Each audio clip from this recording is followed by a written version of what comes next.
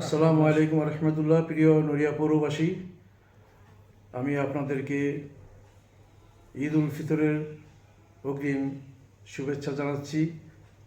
আমি দোয়া করি আল্লাহ পাক আমাদেরকে সকলকে ভালো রাখুন এবং আমরা যাতে শান্তিপূর্ণভাবে পবিত্র ঈদ উল ফিতর আমরা উদযাপন করতে পারি, আমরা আল্লাহর কাছে আমরা সেই প্রার্থনা করি। আমি আবার নড়িয়া পৌরবাসীকে আহ্বান করব, আমরা যেন সবাই মিলেমিশে আমরা এই আনন্দ আমরা উপভোগ করতে পারি। আমরা সেই চেষ্টাই আমরা করব।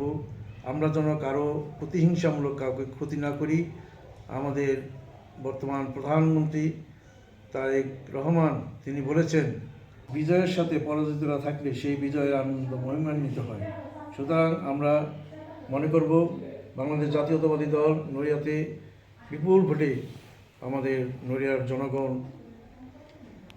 বিজয়ী করেছেন আমাদের এমপি মহোদয় জনাব শফিকুর রহমান কিরণ ভাইকে।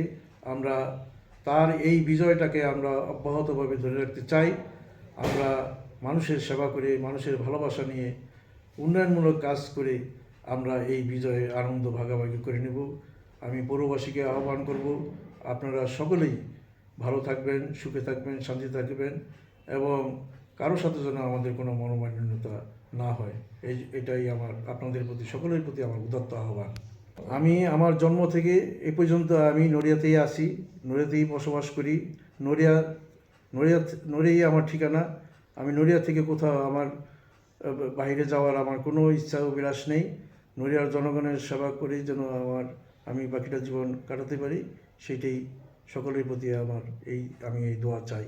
আমি যেন আপনাদের সুখে দুঃখে আমি পাশে থাকতে পারি, এটাই আমি আপনাদের কাছে, সকলের কাছে আমি দোয়া চাই।